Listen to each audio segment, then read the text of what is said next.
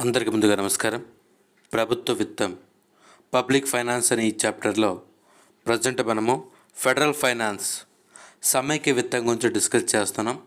దీనిలో భాగంగా మనము 15వ ఆర్థిక సంఘం యొక్క సిఫార్సుల గురించి డిస్కస్ చేస్తూ ఉండడం జరిగింది. మనం ప్రీవియస్ క్లాసులో 15వ ఆర్థిక సంఘం యొక్క తొలి నివేదిక గురించి మనం ఎంతో డీటెయిల్గా ఎక్స్ప్లెయిన్ చేసుకోవడం జరిగింది. దానికి ముందు 14వ ఆర్థిక సంఘం గురించి ఎంతో డీటెయిల్గా మనం మాట్లాడుకోవడం జరిగింది. అయితే 14వ ఆర్థిక సంఘము అదేవిధంగా 15వ ఆర్థిక సంఘానికి ఉన్నటువంటి మార్పులు ఏంటి అనే దాని గురించి కూడా మనం ఈ 15వ ఆర్థిక సంఘం తొలి నివేదికలోనే డిస్కస్ చేసుకోవడం జరిగింది. అంటే మార్పులు అంటే దేని గురించి అంటే ఆర్థిక సంఘం రాష్ట్రాలకు నిధులు కేటాయించే అంశాలు ఉంటాయి కదా, ఆ అంశాల విషయాల్లో ఈ 14వ ఆర్థిక సంఘానికి 15వ ఆర్థిక సంఘానికి కొన్ని రకాలైనటువంటి మార్పులు జరిగాయి. ఆ మార్పులు అనే దాని గురించి మనం ఈ 15వ ఆర్థిక సంఘం తొలి నివేదికలోనే మాట్లాడుకోవడం జరిగింది. 15వ ఆర్థిక సంఘం తొలి నివేదికలో ఏ అంశాలనైతే తీసుకుందో రాష్ట్రాలకు నిధులు బదిలీ విషయంలో తుది నివేదికలో కూడా అదే అంశాలని తీసుకుంది. అంటే ఎటువంటి మార్పులు లేదు. ఓకే, అంటే 15వ ఆర్థిక సంఘం తొలి నివేదిక గురించి మనం అర్థం చేసుకోవాలి. అంటే 2021 ఈ సంవత్సరాన్ని కానీ ఒక సంవత్సరాన్ని కానీ దీనికి తొలి నివేదికని ఆర్థిక సంఘం జారీ చేసింది. 2021 నుంచి 2026 ఈ 5 సంవత్సరాలకు గాను తుది నివేదికను జారీ చేసింది 15వ ఆర్థిక సంఘం. ఓకే, అంటే ఒక విషయం మీరు గమనించాలి. అంటే తొలి నివేదికలో ఏ అంశాలైతే తీసుకుందో రాష్ట్రాలకు నిధుల బదిలీ విషయంలో తుది నివేదికలో కూడా అదే అంశాలను తీసుకొని ఉంది. ఓకే, గ్రాంట్స్ విషయంలో అంటే రాష్ట్రాలకు ఇచ్చే గ్రాంట్ల విషయంలో కొన్ని మార్పులు జరిగాయి. వాటి గురించి మనం మాట్లాడదాం. Okay, right. చూడండి, అంటే నేను ఒక రాష్ట్రాలకు ఆర్థిక సంఘం అనేది ఏ రకంగా తన నిధులు బదిలీ చేస్తుంది కేంద్రం నుంచి అనే దాని గురించి ఎంతో డీటెయిల్గా నేను 14వ ఆర్థిక సంఘం చెప్పేటప్పుడే చెప్పాను. అసలు ఒక ఆర్థిక సంఘం ఏ రకంగా ఏ ప్రాతిపాదికగా ఏ వేలో ఏ విధంగా రాష్ట్రాలకు డబ్బులు పంపిణీ చేస్తుందనే దాని గురించి. ఓకే, దీని యొక్క తొలి నివేదికలు కూడా మీకు చెప్పడం జరిగింది. కాబట్టి చెప్పిందే చెప్తే మీకు కొంచెం డిస్టర్బెన్స్గా కూడా ఉండొచ్చు. కాబట్టి ఏదైనా కొత్తగా ఉంటేనే నేను ఎక్కువ డిస్కస్ చేస్తాను, కానీ తెలిసిందే అయితే వెళ్ళిపోతాను ముందుకి. Okay, right. 15వ విత్త సంఘం 2 నివేదికలను సమర్పించాల్సి వచ్చింది. ఎందుకు వచ్చిందో మనం మాట్లాడుకోవడం జరిగింది. అంటే ఎందుకు వచ్చిందంటే మనం తొలి నివేదికను అంటే 2020-21కి తొలి నివేదికని ఎందుకు ఇవ్వాల్సి వచ్చింది అంటే ఈ జమ్మూ కాశ్మీర్ అనేది 2 కేంద్రపాలిత ప్రాంతాలుగా విడిపోవడం కావచ్చు, ప్రపంచ ఆర్థిక వృద్ధితో పాటు భారత ఆర్థిక వృద్ధి కూడా మందగంలోకి వెళ్ళడం కావచ్చు, రకరకాల కారణాలు. వాటి వల్ల అంటే కొత్తగా ఈ యొక్క ఒక సంవత్సరానికి నివేదిక ఇవ్వాల్సిన పరిస్థితి ఏర్పడింది. ఇప్పుడు 2021 నుంచి 2026 వరకు ఈ మధ్యకాలానికి తుది నివేదికను అందించడం జరిగింది. చూడండి, తొలి నివేదిక దీన్ని 2019 డిసెంబర్లో రాష్ట్రపతికి సమర్పించగా 2020 ఫిబ్రవరిలో పార్లమెంట్లో ముందుకు ఉంచెను. 2020-21 సంవత్సరానికి ఈ సిఫార్సులు వర్తించెను. తుది నివేదిక దీనిని 2020 నవంబర్లో రాష్ట్రపతికి సమర్పించగా 2021 ఫిబ్రవరిలో పార్లమెంటు ముందు ఉంచెను. ఈ సిఫార్సులు 2021-22 నుంచి 2025-26 ఆర్థిక సంవత్సరానికి వర్తిస్తాయి. ఓకే, ఇప్పుడు మనం చెప్పుకోబోయే అంశాలన్నీ కూడా 5 సంవత్సరాలకు సంబంధించినవి. అంటే ఈ ఆర్థిక సంవత్సరం నుంచి అంటే 2021-22 ఆర్థిక సంవత్సరం నుంచి 2025-26 ఆర్థిక సంవత్సరం వరకు అంటే ఈ 5 సంవత్సరాల పాటు 15వ ఆర్థిక సంఘం యొక్క తుది నివేదిక యొక్క సిఫార్సులు అమలవుతాయి. ఓకే, గత విశ్లేషణ ఒకసారి చూద్దాం. అదేందో చూస్తే 2015-16 నుండి కోశ సమైక్యలో ప్రాథమికంగా మార్పులు కనిపిస్తున్నాయి. అంటే కోశ సమైక్య అంటే ఏంటి అంటే ఈ యొక్క ఆర్థిక విషయాలకు సంబంధించి, అంటే కేంద్రానికి రాష్ట్రానికి మధ్య ఉన్నటువంటి ఈ విత్త సంబంధాలకు సంబంధించి ఈ 2015-16 నుండి ముఖ్యంగా ఎన్డీఏ ప్రభుత్వం ఏర్పడినప్పటి నుంచి, అంటే 2014లో నరేంద్ర మోదీ గారు బీజేపీ ప్రభుత్వం వచ్చినప్పటి నుంచి కొన్ని మార్పులు జరిగాయి. కేంద్ర రాష్ట్రాల విత్త సంబంధాల విషయాల్లో అనేక మార్పులు చోటు చేసుకున్నాయి. అవేంటో చూస్తే మొట్టమొదటిది ప్రణాళిక సంఘం రద్దు, ప్లానింగ్ కమిషన్ రద్దు చేయడం జరిగింది. ప్లానింగ్ కమిషన్ రద్దు చేసి దాని ప్లేస్లోకి నీతి ఆయోగ్ని ప్రవేశపెట్టడం జరిగింది. దాని తర్వాత ప్రణాళికేతర వ్యయ వర్గీకరణ విడిచిపెట్టాను. అంటే ఏంటి? Plan expenditure, non plan expenditure అనే వర్గీకరణ అనే వర్గీకరణను విడిచిపెట్టడం జరిగింది. గతంలో కూడా నేను మీకు ప్రభుత్వ వ్యయం అనే మీకు చెప్పడం జరిగింది. రంగరాజన్ ప్యానెల్ సిఫార్సులతో 2017 నుండి ఈ ప్రణాళికేతర ఈ యొక్క అంటే వ్యయము అంటే ప్లాన్ ఎక్స్పెండిచర్ అని, నాన్ ప్లాన్ ఎక్స్పెండిచర్ అని ఈ యొక్క కేటగిరీని అంటే అది లేకుండా చేయడం జరిగింది. అసలు ప్రణాళిక సంఘమే రద్దయిన తర్వాత ప్రణాళికలే ఉండవు కదా, ప్రణాళిక లేనప్పుడు ప్రణాళిక వ్యయం ఉండదు కదా, కాబట్టి ఈ వర్గీకరణ కూడా విడిచిపెట్టడం జరిగింది. మరొక ముఖ్యమైనటువంటి అంటే 1990 ఆ దశకంలో నూతన ఆర్థిక సంస్కరణలు ప్రవేశపెట్టిన తర్వాత భారతదేశంలో అతిపెద్ద సంస్కరణ ఈ జిఎస్టీని ప్రవేశపెట్టడమే 2017 జూలై 1న. దాని తర్వాత ఫైనాన్స్ కమిషన్ అంటే 14వ ఫైనాన్స్ కమిషన్లో, అంటే ఎఫ్సి అంటే ఫైనాన్స్ కమిషను, ఇది 14 అని అర్థం, అంటే రోమన్ అంకెలు అవి. 14వ ఆర్థిక సంఘంలో రాష్ట్రాలకు 42% పన్నుల వాటా బదిలీ సూచించుట. అంటే గతంలో ఈ 15వ ఆర్థిక సంఘం తన నివేదిక ఇవ్వకముందు 14వ ఆర్థిక సంఘం తన నివేదికలు ఇచ్చిన తర్వాత జరిగినటువంటి పరిణామాలు ఇవన్నీ కూడా. ఓకేనా? అంటే 14వ ఆర్థిక సంఘం తన యొక్క సిఫార్సులు ఇచ్చిన తర్వాత 15వ ఆర్థిక సంఘం తన సిఫార్సులు ఇవ్వక ముందు జరిగినటువంటి మార్పులు ఇవన్నీ కూడా. ఓకేనా? జాగ్రత్త గుర్తుంచుకోవాలి. చూడండి ఇంకా నెక్స్ట్ ట్యాక్స్ జీడిపి నిష్పత్తి 10.2% నుంచి 11% పెరిగాను. అంటే ఈ యొక్క ఆదాయ పన్ను అనేది పన్ను ఆదాయం అనేది అంటే పన్నుల ద్వారా వచ్చే రాబడి అనేది పెరిగిందని మీరు గమనించాలి. అంటే గతంలో ట్యాక్స్ జీడిపి రేషియో అంటే ట్యాక్స్ ద్వారా వచ్చే రాబడి అనేది గతంలో జీడిపిలో 10.2% ఉంటే ఇప్పుడు 14% పెరిగింది. కొంచెం స్లైట్గా పెరిగింది, మంచి పరిణామమే. ఈ పెరుగుదలకు కారణం ఆదాయ పన్ను, ఇన్కమ్ ట్యాక్స్. ఓకేనా?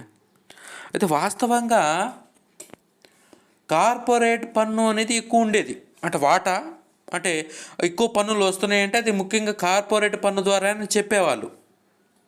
కానీ ఇప్పుడు కార్పొరేట్ పన్ను అనేది తగ్గిందనే చెప్పాలి. చూడండి, కార్పొరేట్ పన్ను హేతుబద్ధీకరణ వలన జీడిపిలో కార్పొరేషన్ పన్ను వాటా 3.7% నుండి 3.5% తగ్గించింది. హేతుబద్ధీకరణ అంటే ఏంటి అంటే కొంచెం మీకు బాగా అర్థమయ్యేది చెప్పాలంటే రీజనబుల్గా అని చెప్పి. గతంలో కూడా మనం చెప్పుకున్నాం ట్యాక్సుల దగ్గర. నిర్మలా సీతారామన్ గారు పారిశ్రామిక రంగాన్ని మరింత ఊతమిచ్చి ఇవ్వడం కోసము కార్పొరేట్ పన్నును తగ్గించడం జరిగింది గతంతో కంటే. దానివల్ల కార్పొరేట్ పన్ను అనేది అంటే దాని వాటా అనేది తగ్గిందని చెప్పాలి టీడీపీలో. దాని తర్వాత పెట్టుబడుల ఉపసంహరణ రాబడులు పెరిగాను. ముఖ్యంగా ఎన్డీఏ ప్రభుత్వం వచ్చినప్పటి నుంచి వీళ్ళు ఎక్కువ ఫోకస్ చేసింది ఏంటంటే సిక్ ఇండస్ట్రీస్, అంటే ఏ పరిశ్రమలు అయితే ఏ సంస్థలు అయితే కొంచెం పర్ఫార్మెన్స్ లోగా ఉందో, నష్టాలు ఉన్నాయో వాటిని ప్రైవేటైజ్ చేయడము, అమ్మేయడము లాంటివి చేస్తున్నాయి. అంటే అనవసరమైనటువంటి బర్డన్ పెట్టుకోవట్లేదు, మొహమాటానికి పోవట్లేదు. ఈ రకంగా పెట్టుబడుల ఉపశమన రాబడులు పెరిగాను, అంటే మూలధన రాబడులు పెరిగానని చెప్పాలి. నెక్స్ట్ ఇంకోటి, గతంలో కూడా సబ్సిడీలు చెప్పేదక్కడ చెప్పాం. సబ్సిడీల వాటా గతంతో పోలిస్తే ప్రభుత్వం తగ్గించుకుంటూ వస్తుంది. పెట్రోలియం సబ్సిడీని కూడా తగ్గిస్తూ వచ్చింది. చూడాలి ఇక్కడ రెవెన్యూ వ్యయం, ముఖ్యంగా పెట్రోలియం సబ్సిడీ తగ్గాను. జీడిపిలో రక్షణ వ్యయం శాతం 2% నుంచి 1.5% తగ్గాను. ఇది మంచి పరిణామం అనేది చెప్పాలి. అంటే అమౌంట్ పరంగా పెరుగుతుంది. ఈ రక్షణ వ్యయం అనేది డిఫెన్స్కి చేసే ఎక్స్పెండిచర్ అనేది యాజ్ పర్ అమౌంట్ పరంగా పెరుగుతుంది. దాన్ని జీడిపితో కంపేర్ చేస్తే తగ్గుతుంది. అది మంచి పరిణామం. ఓకే, నెక్స్ట్ డెట్ జీడిపి నిష్పత్తి 51.8% నుంచి 47.9%కి మెరుగుపడాను. ఇది కూడా చాలా మంచి అంశమే. అంటే మన అప్పులు అనేవి మనం చేసే మనకు వచ్చే ఆదాయంలో ఇంత శాతం ఉందని అర్థం. అంటే గతంలో అంటే మన ఆదాయం అనేది 100 రూపాయలు అంటే అనుకుంటే దాంట్లో మన అప్పు అనేది 51 రూపాయల దాకా ఉండేది. 52 వేసుకుందాం. ఇప్పుడు అది తగ్గింది. ఎంతకు తగ్గింది? దాదాపు 48 రూపాయలకి తగ్గింది. అంటే గతంతో పోలిస్తే 4 రూపాయలు మనము అప్పు చేయడం మానేశామని మీరు గమనించాలి. అంటే ఇది కూడా మంచి పరిణామమే. ఓకే, నెక్స్ట్ ఇదే కాలంలో రాష్ట్రాలలో కోశలోటు 1.9% నుంచి 2.5%కి పెరిగింది. ఇది కొంచెం బాధపడాల్సిన అంశం. ఎందుకంటే కోశలోటు పెరిగింది, రాష్ట్రాలు ఎక్కువ ఏం చేస్తున్నాయి. కోశలోటు పెరిగిందంటే ఒక రకంగా చెప్పాలి అంటే కోశలోటు ఈజ్ ఈక్వల్ టు డెట్. అంటే ఒక రాష్ట్రానికి ఎంతైతే కోశలోటు ఉందో ఆ రాష్ట్రం అంత అప్పు చేసిందని అర్థం. కోశలోటు అంటే ఏంటి?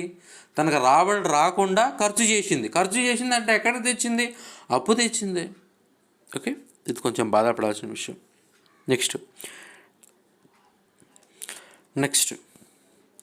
నీతి ఆయోగ్ సబ్ గ్రూప్ సిఫార్సులపై కేంద్ర ప్రాతిపాదిక పథకాలను 28 కుదించెను. సెంట్రల్ స్పాన్సర్డ్ స్కీమ్స్ని అంటే తగ్గించడం జరిగింది, 28 తగ్గించడం జరిగింది. అదేవిధంగా 2017-18లో రైల్వే బడ్జెట్ను సాధారణ బడ్జెట్లో విలీనం చేశారు. గతంలో రైల్వే బడ్జెట్ అనేది అదేవిధంగా సాధారణ బడ్జెట్ అనేది వేరువేరుగా ఉండేది. రైల్వే రంగాన్ని మరింత బలోపేతం చేసేందుకు ఈ రకమైనటువంటి చర్యలు తీసుకున్నారు గతంలో. అయితే 2017లో ఏ రకంగా అయితే అంటే ఆర్థిక సంవత్సరంలో ఏ రకంగా అయితే ప్రణాళికేతర వ్యయం అనే వర్గీకరణ విడిచిపెట్టారో అదేవిధంగా రైల్వే బడ్జెట్ అదేవిధంగా సాధారణ బడ్జెట్ అనే వర్గీకరణ కూడా విడిచిపెట్టడం జరిగింది. ఓకే, అంటే రైల్వే బడ్జెట్ని సాధారణ బడ్జెట్లో భాగంగానే 2017-18 బడ్జెట్ నుంచి ప్రవేశపెడుతూ రావడం జరిగింది. బడ్జెట్ను ఫిబ్రవరి 1న ప్రవేశపెట్టడం ప్రారంభించింది. ఓకేనా, అంటే వాస్తవంగా దీన్ని అంటే నెల చివర పెట్టేవాళ్ళు. ఓకే, నెల చివర అంటే ఫిబ్రవరి నెల చివరి పని దినాన ప్రవేశపెట్టేవాళ్ళు. అంటే అది లీప్ ఇయర్ అయితే అది 29 అయ్యేది, మామూలు అయితే 28 అయ్యేది. అంటే వాస్తవంగా అయితే ఈ బడ్జెట్ని ఫిబ్రవరి నెల చివరి పని దినాన ప్రవేశపెట్టే సాంప్రదాయాన్ని ఈ 2017-18 ఈ బడ్జెట్ నుంచి విడిచిపెట్టడం జరిగింది. ఆయన ఎవరు అంటే అప్పుడు ఫైనాన్స్ మినిస్టర్ ఎవరంటే అరుణ్ జైట్లీ అంటే ఎప్పటి నుంచో వస్తున్నటువంటి ఆ సాంప్రదాయాన్ని పక్కన పెట్టి దీన్ని అంటే ఫిబ్రవరి 1 అంటే మొదటి రోజున దీన్ని ప్రవేశపెట్టడం జరుగుతుంది.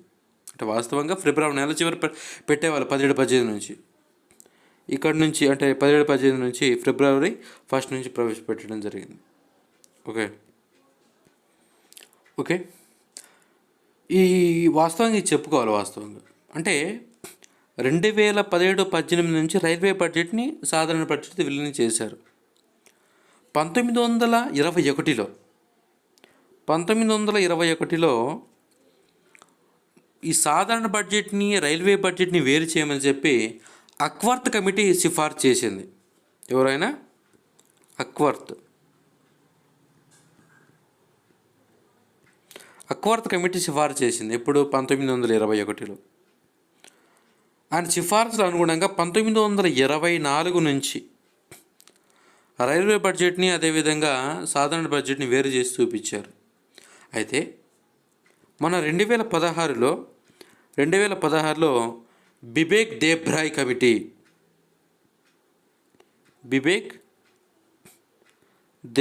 కమిటీ ఈ కమిటీ ఏం చెప్పిందంటే, అంటే సాధారణ బడ్జెట్ని రైల్వే బడ్జెట్ రెండింటినీ కలిపి వంచి చెప్పడం జరిగింది. ఫలితంగా 2017-18 బడ్జెట్ నుండి రైల్వే బడ్జెట్ని సాధారణ బడ్జెట్ని కలిపి చూపడం జరుగుతుంది. ఓకే, వాస్తవంగా మీరు చెప్పాలి అంటే మీకు చెప్పాలి ఈ సందర్భంగా 2017-18లో చాలా గొప్ప మార్పులే జరిగాయి. అదేంటి 2010 అదన్నీ కూడా అరుణ్ జైట్లీ గారు ఈ మార్పులు చేశారు. అదేంటంటే ఈ బడ్జెట్తో వచ్చిన మొదటి మార్పు ఏంటంటే, యాక్చువల్గా ఫిబ్రవరి 28న బడ్జెట్ని ప్రవేశపెట్టేవారు. అది ఫిబ్రవరి 1కు ప్రవేశపెట్టడం జరుగుతుంది. అదేవిధంగా ఏం జరిగింది నెక్స్ట్, రైల్వే బడ్జెట్ని జనరల్ బడ్జెట్ని రెండింటిని కలిపేశారు. ఇంకా చివరిది ఏంది, ప్లాన్ ఎక్స్పెండిచరు అదేవిధంగా నాన్ ప్లాన్ ఎక్స్పెండిచర్ అనే దీన్ని తీసివేయడం జరిగింది. ఈ రకంగా ఈ మార్పులన్నీ కూడా జరిగాయి 2017-18 బడ్జెట్లో. ఇవన్నీ కూడా ఖచ్చితంగా మీరు గుర్తుపెట్టుకోవాలి. ఓకే, నెక్స్ట్ మనందరికీ తెలిసిందే, కళ్ళారా చూసిందే, 2019 డిసెంబర్లో చైనాలో వుహాన్ నగరంలో మొదటగా నమోదైన కోవిడ్ 2020 అక్టోబర్ నాటికి 210 దేశాలకు విస్తరించింది. ప్రపంచవ్యాప్తంగా దేశాలు లాక్డౌన్ విధించాయి. IMF పేర్కొన్నట్లు worst recession since the great depression అని దీన్ని పేర్కొనడం జరిగింది. అంటే ఎప్పుడైతే ఈ యొక్క కోవిడ్-19 వచ్చిందో ఆ కోవిడ్-19 నిర్మూలనకు ప్రపంచ దేశాలను కూడా లాక్డౌన్ విధించాయి. అంటే అది కొంచెం అది ఎలా స్ప్రెడ్ అవుతుందో తెలియని భయంతో, అంటే వాణిజ్యపరమైనటువంటి కార్యక్రమాలను కూడా నిలిచిపోవడం జరిగింది. దేశ ఆర్థిక వ్యవస్థలను కూడా కుప్పకూడడం జరిగింది. కాబట్టి IMF దీన్ని ఏమి పేర్కొందంటే ద గ్రేట్ డిప్రెషన్.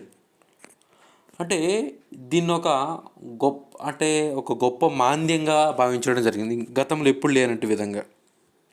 నెక్స్ట్, స్థూల స్థిర మూలధన కల్పన GDPలో 2019-20 నాటికి 29.8% తగ్గింది. నెక్స్ట్, 2011 జనాభా లెక్కల ప్రకారం అంతర్రాష్ట్ర వలసలు 54 మిలియన్లు కలవు. రాష్ట్రాల మధ్య వలసలు.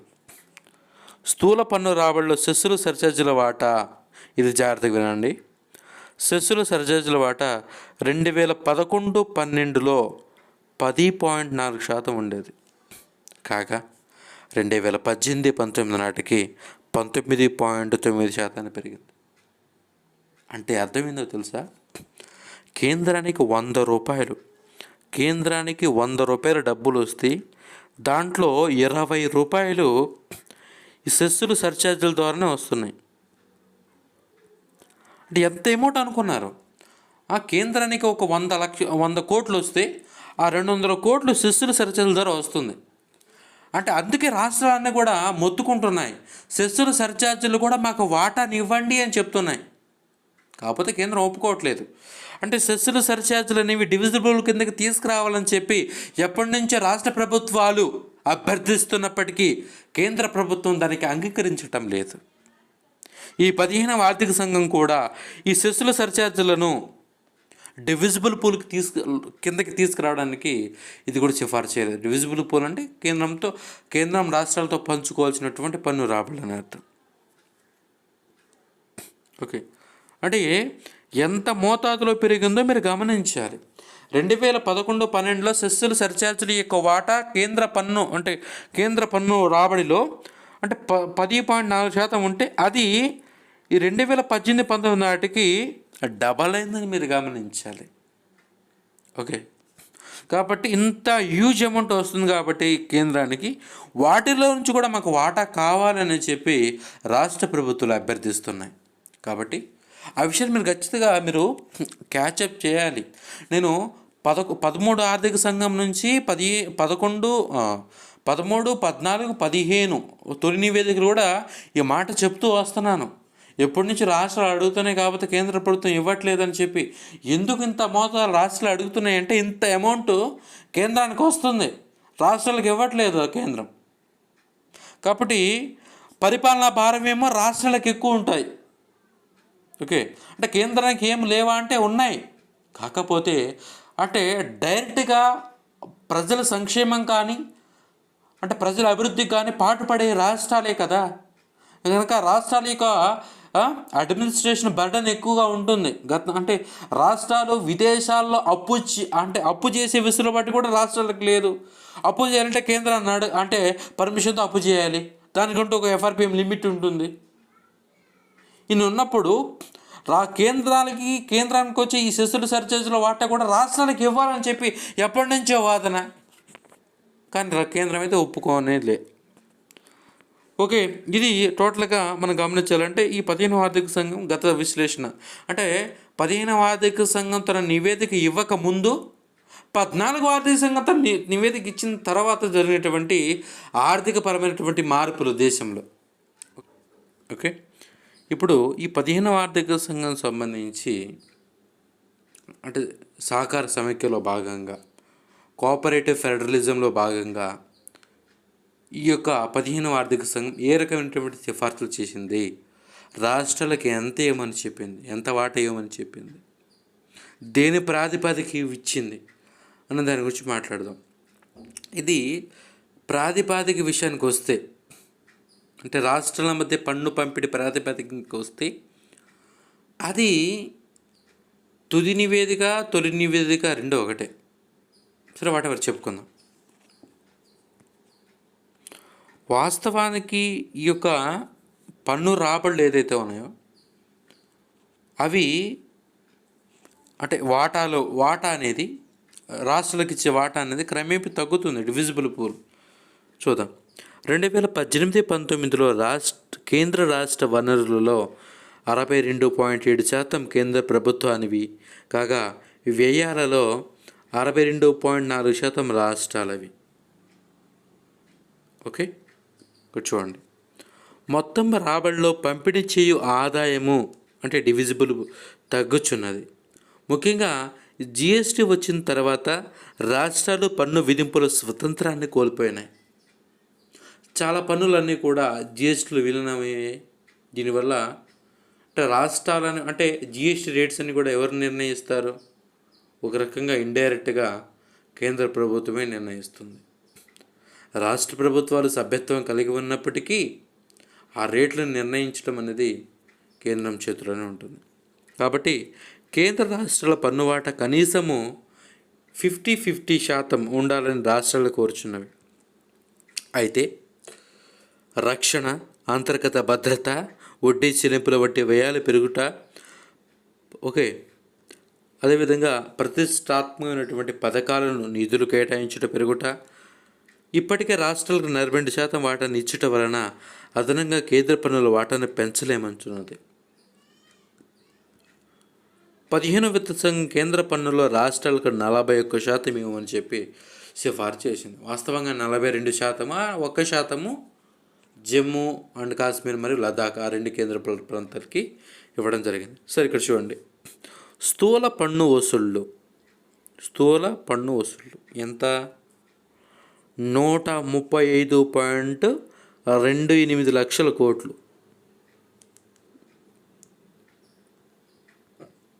5 yearsకి.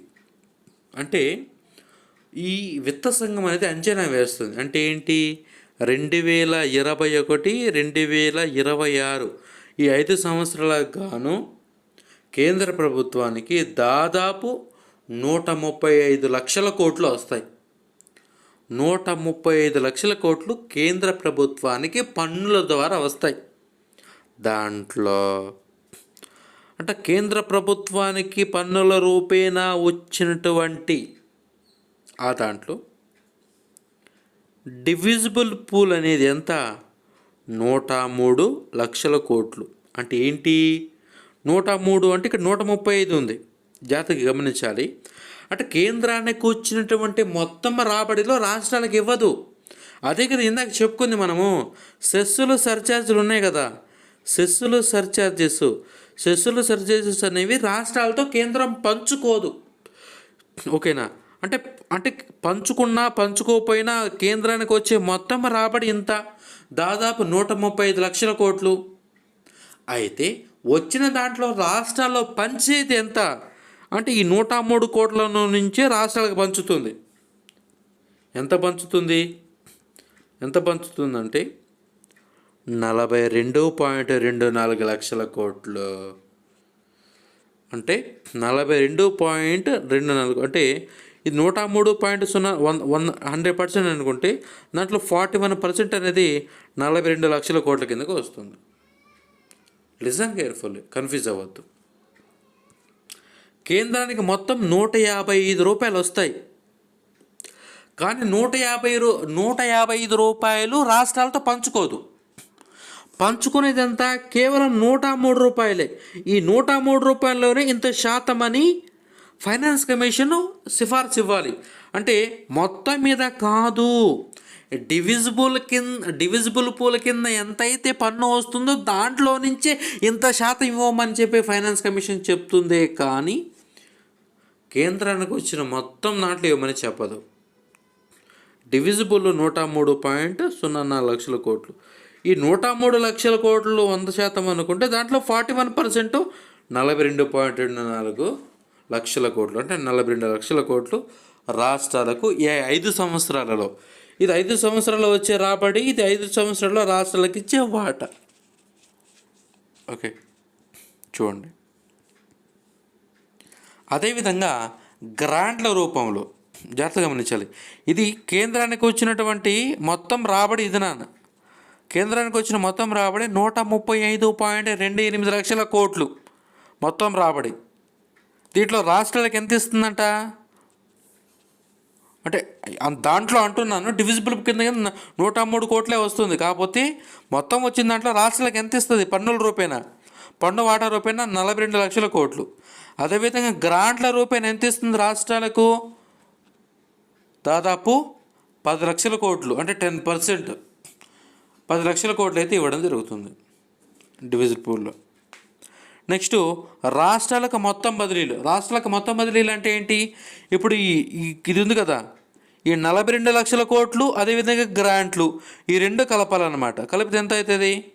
ఇక్కడ 42.24 లక్షల కోట్లు ఉంది, ఇక్కడ 10.33 లక్షల కోట్లు ఉంది. ఆ రెండుని కలిపితే మనకు 52.57 లక్షల కోట్లు. దాదాపు 51% అయితే రాష్ట్రాలకు కేంద్రం ఇస్తుంది గ్రాంట్ల రూపేణా, పన్ను వాటా రూపేణా. ఎంత? 52 లక్షల కోట్లు కేంద్రం నుంచి రాష్ట్రాలకు పోతుందని మీరు గమనించాలి. నెక్స్ట్ చూడండి, ఫిస్కల్ స్పేస్ విత్ యూనియన్ అంటే ఏంటి? రాష్ట్రాలకు గ్రాంట్ల రూపేణా, పన్ను రూపేణా ఇవ్వగా కేంద్రం దగ్గర మిగిలింది ఎంత? 50.46 లక్షల కోట్లు. అంటే 50 లక్షల కోట్లు. ఓకే, రాష్ట్రాలకు బదిలీ అవకాశం ఉన్నది అంటే ఏంటి? ఇప్పుడు ఇది గ్రాంట్లు, ఇవి పన్ను రాబడులు. రాష్ట్రాలకు ఇచ్చే వాటా. ఇది ఫైనాన్స్ కమిషన్ సిఫార్సుల ఆధారంగా కేంద్ర ప్రభుత్వం రాష్ట్రాలకు ఇచ్చే వాటా. కేంద్ర ప్రభుత్వం తన ఉదార హృదయముతో ఒక రాష్ట్రం అభివృద్ధి కొరకు ఒక స్పెషల్ ఇంట్రెస్ట్ చూపించి కూడా ఇవ్వచ్చు. అంటే ఆర్థిక సంఘంతో సంబంధం లేకుండా రాష్ట్ర ప్రభుత్వాలకు బదిలీ అయ్యే అవకాశం ఉన్నటువంటి నిధులు ఎంత అంటే 19.66 లక్షల కోట్లు. అంటే 19 లక్షల కోట్లు. అంటే ఫైనాన్స్ కమిషన్ సిఫార్సులతో పన్ను వాటా కావచ్చు, గ్రాంట్లు కావచ్చు, ఫైనాన్స్ కమిషన్ సిఫార్సులు సంబంధం లేకుండా కేంద్రమే రాష్ట్రాలకు ఇచ్చేది కావచ్చు. ఈ మొత్తం కలిపితే ఎంత?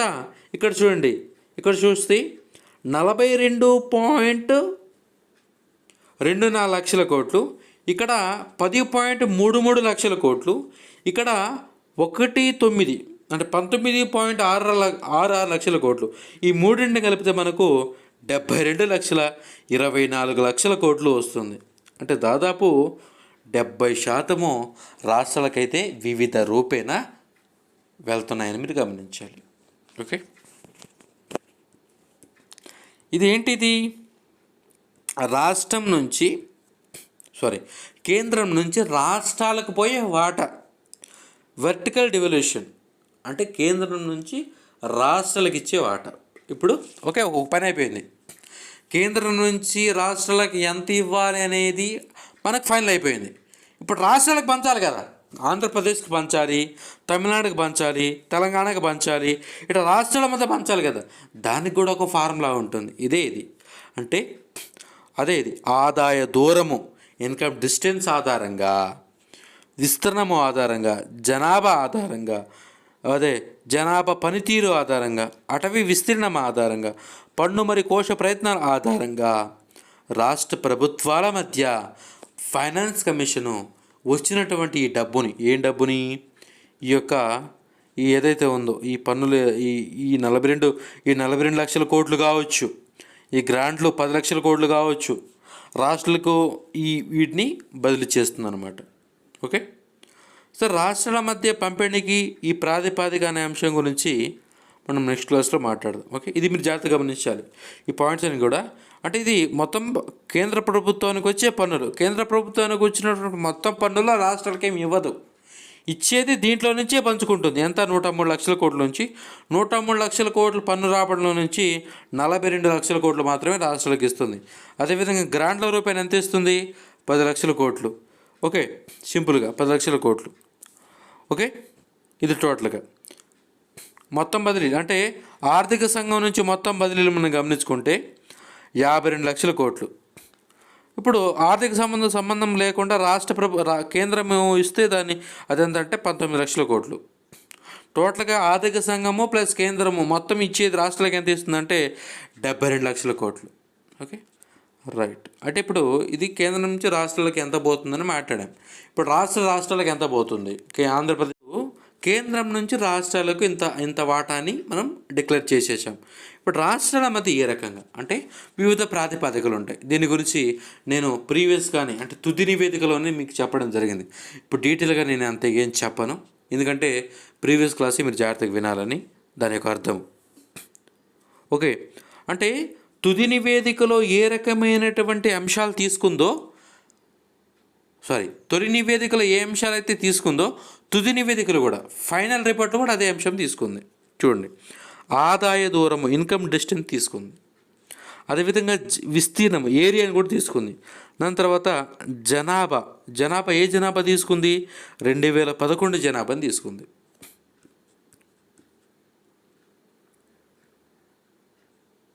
చూడండి, 2011 జనాభా. దాని తర్వాత జనాభా పనితీరు, డెమోగ్రఫిక్ పర్ఫార్మెన్స్, అంటే ఒక రాష్ట్రం అనేది జనాభా నియంత్రణ ఆధారంగా కూడా అంటే పర్ఫార్మెన్స్ ఆధారంగా కూడా నిధులు ఇస్తుంది. దాని తర్వాత అటవీ విస్తీర్ణము, అడవులు, పర్యావరణము, దాని తర్వాత పన్ను కోశ ప్రయత్నాలు, వీటి ఆధారంగా కూడా కేంద్ర ప్రభుత్వం అనేది రాష్ట్రాలకు ఇస్తుంది. ఓకే, ఇక్కడ చూడండి, కింద ఆ టేబుల్ కింద మీరు చూస్తే రాష్ట్రాల మధ్య పన్ను పంపిణీ చేసేటప్పుడు 6 అంశాలకు ప్రాధాన్యత ఇచ్చాను. ఈ 6 అంశాలను 3 వర్గాలుగా పరిశీలించవచ్చు. 3 వర్గాలుగా అంటే ఏంటి? Need based criteria, equity based criteria, performance based criteria. అంటే అవసరాల ఆధార ప్రాతిపాదిక. అంటే ఒక రాష్ట్రానికి ఎక్కువ జనాభా ఉంది, ఆ రాష్ట్రానికి పరిపాలన వ్యయం కూడా ఎక్కువ అవుతుంది. ఓ రాష్ట్రం విస్తీర్ణం ఎక్కువ ఉంది, ఆ రాష్ట్ర పరిపాలన కూడా ఎక్కువ అవుతుంది. ఇవన్నీ కూడా చూడండి.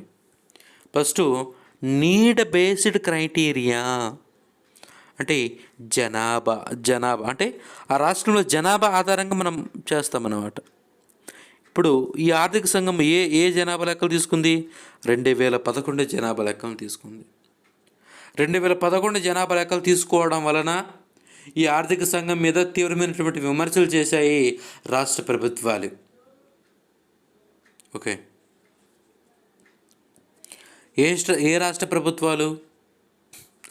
దక్షిణ భారత రాష్ట్ర ప్రభుత్వం. ఎందుకంటే ఉత్తర భారతదేశంలో సౌత్లో రాష్ట్ర ప్రభుత్వాలు విచ్చలవిడిగా అని చెప్పకూడదు, అంటే ఇటువంటి నియంత్రణ లేదు.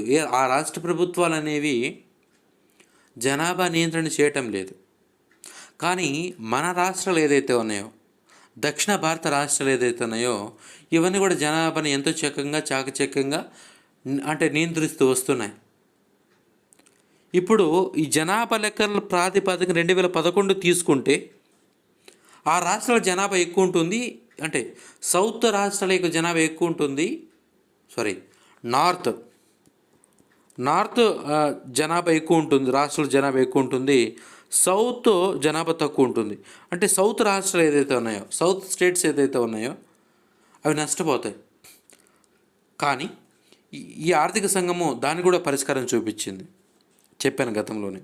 సరే, వాటెవర్ జనాభా కింద ఎంత ఇస్తుందంటే, జనాభాకి 2011 జనాభాని తీసుకుంది, దానికి ఎంత వెయిటేజ్ ఇచ్చిందంటే 15% ఇచ్చింది.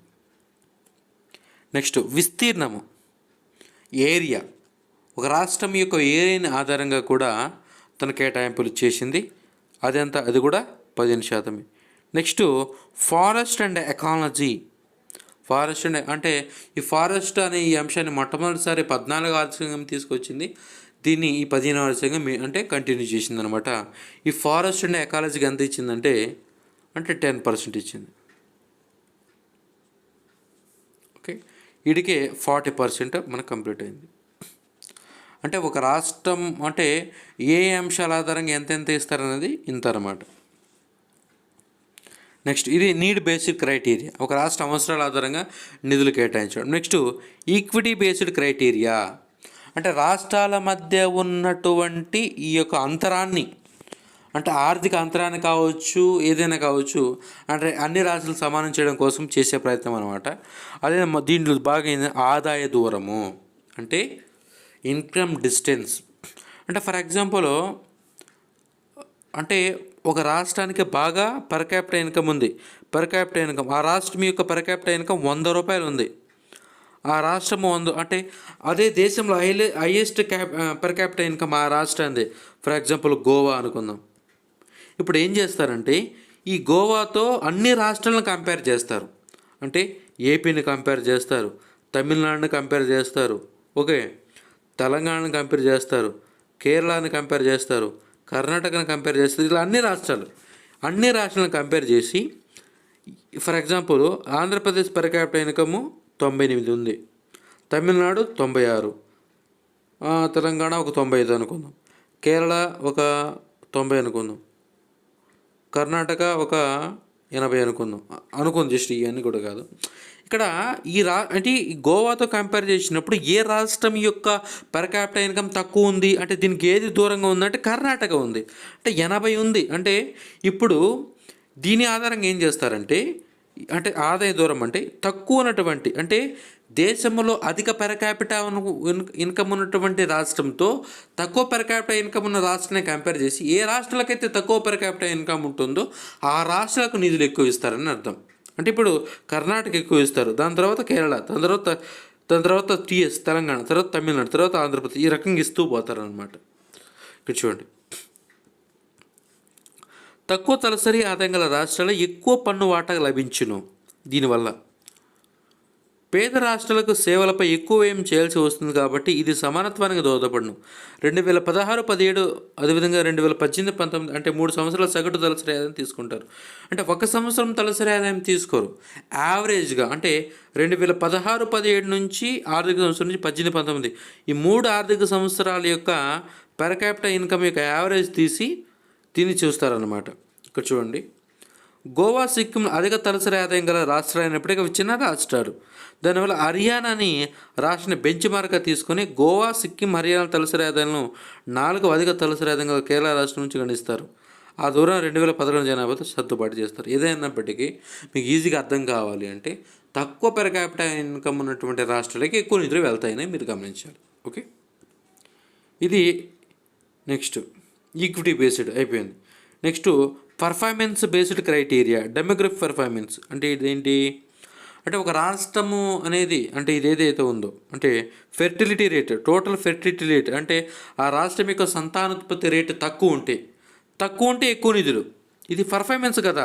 పర్ఫార్మెన్స్ ఆధారంగా అంటే ఒక రాష్ట్రం అనేది తక్కువ అంటే జనాభాని నియంత్రిస్తూ మంచిగా పర్ఫార్మ్ చేస్తుంటే దానికి ఎక్కువ నిధులు ఇస్తారు. అదే కదా నేను ఇప్పుడు చెప్పింది. 2011 జనాభా లెక్కలు తీసుకోవడం వల్ల ఈ ఫైనాన్స్ కమిషన్ మీద విమర్శలు వచ్చాయి. కాకపోతే ఏ రాష్ట్రాలు అయితే జనాభా నియంత్రిస్తున్నాయో దానికి వాటికి మరింత ప్రోత్సాహం చేయడం కోసం వాటికి ప్రత్యేక నిధులు కూడా కేటాయించడం జరిగింది. ఓకేనా. అంటే ఏ రాష్ట్రం యొక్క టోటల్ ఫెర్టిలిటీ రేట్ తక్కువ ఉంటుందో, సంతానోత్పత్తి రేటు తక్కువ ఉంటుందో దానికి ఎక్కువ ఉంటే దాన్ని తక్కువ డబ్బులు ఇస్తారు, తక్కువ ఉంటే దానికి ఎక్కువ డబ్బులు ఇస్తారు. అంటే ఏ రాష్ట్రం అయితే జనాభా నియంత్రిస్తుందో దానికి ఎక్కువ నిధులు ఇస్తారని మీరు గమనించాలి. ఓకే. నెక్స్ట్ ఇక్కడ మళ్ళీ చదవాల్సిన అవసరం లేదు. నెక్స్ట్ మరొకటి ట్యాక్స్ ఎఫర్ట్. ఇది కూడా అంతే, ఇది కూడా పర్ఫార్మెన్స్ ఆధారంగా. ఓ రాష్ట్రం బాగా ట్యాక్స్ని అంటే వసూలు చేస్తుందంటే ట్యాక్స్ పర్ఫార్మెన్స్లో బాగా ఉంటే ఆ రాష్ట్రానికి ఎక్కువ నిధులు ఇస్తారని మీరు గమనించాలి. ఓకే. ఇప్పుడు ట్యాక్స్ ఎఫర్ట్కి ఎంత ఇచ్చారు, ఎంత వెయిటేజ్ ఇచ్చారంటే 2.5% తక్కువ ఇదే. నెక్స్ట్ పర్ఫార్మెన్స్ బేస్డ్ క్రైటీరియా అంటే దీంట్లో డెమోగ్రఫీ పర్ఫార్మెన్స్ ఎంత ఇచ్చారు, దీనికి కూడా 12.5% ఇచ్చారు. నెక్స్ట్ ఆదాయ దూరం అంటే ఇన్కమ్ డిస్టెన్స్కి ఎంత ఇచ్చారంటే దీనికి హైయెస్ట్ ఇచ్చారు, ఇది 45%. ఫారెస్ట్ అండ్ ఎకాలజీ ఎంత 10%. విస్తీర్ణము ఈ 15%. 15 అంటే 15 అంటే 30 40 85 వీడికి ఇటు 12.5%, ఇటు 2.5%. సరే, ఏదైనప్పటికీ 15వ విత్త సంఘం తొలి నివేదికను తుది నివేదికను రాష్ట్రాల మధ్య పన్ను పంపిణీ ప్రాతిపదిక ఎలాంటి మార్పు లేదని మీరు గమనించాలి. అందుకే నేను కూడా అంతగా ఎక్కువ నేను ఎక్స్ప్లెయిన్ చేయలేదు వీటి గురించి, గతంలో కూడా చెప్పాను మీకు. ఈ ప్రాతిపదిక అత్యధిక వెయిటేజ్ దేనికి ఇచ్చారంటే ఆదాయ దూరానికి, ఇన్కమ్ డిస్టెన్స్కి ఎక్కువ ఇచ్చారు. ఏంటంటే 45%. ఈ పాయింట్ జాగ్రత్త గుర్తుపెట్టుకోవాలి మీరు ఖచ్చితంగా. దేనికి ఎంత వెయిటేజ్ ఇచ్చారనేది చాలా ఇంపార్టెంట్. ఆదాయ దూరానికి, ఇన్కమ్ డిస్టెన్స్కి 45% ఇచ్చారు. తక్కువ అత్యల్ప దేనికి ఇచ్చారంటే ఈ పన్ను మరియు కోశ ప్రయత్నాలు, ట్యాక్స్ అండ్ ఫిజికల్ ఎఫర్ట్కి 2.5% ఇచ్చారు. అదేవిధంగా 15 విత్త సంఘం ఈ ప్రాతిపదికలో అడవులు, పర్యావరణాన్ని, జనాభా సంబంధ సామర్థ్యాన్ని, పన్ను మరియు కోశ ప్రయత్నాన్ని అదనంగా స్వీకరించారు. ఇవన్నీ కూడా అంటే గతంలో అడవులు అనేది మాత్రమే ఈ 14 ఫైనాన్స్ కమిషన్లో ఉంది. ఓకే. ఇప్పుడు పర్యావరణం అనే అంశాన్ని కూడా ఈ యొక్క 15వ ఆర్థిక సంఘం తీసుకురావడం జరిగింది. అడవులు మరియు పర్యావరణము, జనాభా సంబంధ సామర్థ్యం, డెమోగ్రఫిక్ పర్ఫార్మెన్స్ అంటే ఒక రాష్ట్రం అనేది జనాభా నియంత్రిస్తుంటే దానికి కూడా నిధులు ఇస్తుంది. అదేవిధంగా పన్ను ప్రయత్నాలు కూడా అంటే గతంలో ఉండేది. గతంలో అంటే 13, 12 ఆ ఫైనాన్స్ కమిషన్లో ఉండే పన్ను ప్రయత్నాలు. 14 ఫైనాన్స్ కమిషన్ దాన్ని తీసేసింది. 15 ఫైనాన్స్ కమిషన్ మళ్ళీ దాన్ని తీసుకొచ్చింది. నెక్స్ట్ ఈ విత్త సంఘము అంతకు పూర్వం ఉన్న పన్ను మరియు కోశ ప్రయత్నాన్ని తిరిగి ప్రవేశపెట్టాను. అంటే గతంలో ఉన్నాయి, ఇప్పుడు మళ్ళీ తిరిగి ప్రవేశపెట్టాను. అడవులు ఎకాలజీ చేర్చారు. మొదటిసారి జనాభా సంబంధ సామర్థ్యాన్ని చేర్చడం జరిగింది. 15 విత్త సంఘం తుది నివేదికలో ముఖ్యమైన రాష్ట్ర పన్నుల వాటాలు ఈ విధంగా ఉన్నాయి. ఇక్కడ మీరు గమనిస్తే అంటే మన తెలుగు రాష్ట్రాలు చూస్తే 14th ఫైనాన్స్ కమిషన్ చూస్తే 4.305%. తెలంగాణ చూస్తే అదే ఏపీ చూస్తే అంతా, తెలంగాణ చూస్తే 2.437%. ఫైనాన్స్ కమిషన్ తుది నివేదికలో రాష్ట్రానికి 4% వస్తే 4.111% వస్తే, తెలంగాణకి 2.133% వచ్చింది. ఇప్పుడు ఫైనాన్స్ కమిషన్లో చూస్తే 4% దాదాపు. ఇప్పుడు తెలంగాణకి ఈ రకంగా 2.12% రైతు రావడం జరిగింది. ఎక్కువ మీరు గమనిస్తే ఉత్తరప్రదేశ్కి ఎక్కువ వాటా వచ్చింది, దాదాపు 17.939%. తక్కువ గోవాకి 0.38%. తర్వాత తక్కువ సిక్కిము 3.8%. యాక్చువల్గా ఎప్పుడు కూడా వాటాలో సిక్కిం తక్కువ ఉండేది, ఈసారి గోవాకి తక్కువ వచ్చింది. అది కూడా ఉంటుంది చూడండి ఇక్కడ. 15 విత్త సంఘం తుది నివేదిక ప్రకారం అత్యధిక పన్ను వాటా ఉత్తరప్రదేశ్కి, అతి తక్కువ పన్ను వాటా గోవాకు వెలుచున్నది. చూడండి, రాష్ట్రాల మధ్య పన్నుల పంపిణీ ప్రాతిపదిక మారిపోయినప్పటికీ రాష్ట్రాలకు లభించే పన్ను వాటా కొంత మారినది. దీని కారణం తుది నివేదిక తలసరి ఆదాయం జీడిపిని తీసుకున్నప్పుడు 2016-17 తీసుకుంది. ఈ మధ్యంతర నివేదిక 15-16-17 తీసుకుంది. అంటే ప్రాతిపాదిక మారినప్పటికీ, అంటే దేని ఆధారంగా రాష్ట్రాల మధ్య పంపిణీ చేస్తామనేది మారినప్పటికీ అంశాలు మారినప్పటికీ తీసుకున్న క్రైటీరియా మారిందని మీరు ఇక్కడ అంటే తీసుకునే ఎయిర్ మారింది. జీడిపిని తీసుకునేటప్పుడు అది తుది నివేదికలో 16, 17, 18 ఈ 3 సంవత్సరాలు తీసుకుంది. ఈ 3 సంవత్సరాల యావరేజ్ తీసుకుంది. చూడండి, ఈ మధ్యంతర నివేదిక 2015, 16, 17, 18 ఈ మధ్యన తీసుకుంది. ఓకే, ఇది వాట్ ఎవర్ ఇది కేంద్రం నుంచి రాష్ట్రాల మధ్య పంపిణీ ఏ రకంగా జరుగుతుందని దాని గురించి మనం నెక్స్ట్ ఈ 15వ ఆర్థిక సంఘం గ్రాంట్ల విషయంలో ఏ రకమైనటువంటి సిఫార్సు చేసిందనే దాని గురించి నెక్స్ట్ క్లాస్లో మాట్లాడదాం. Okay, thank you.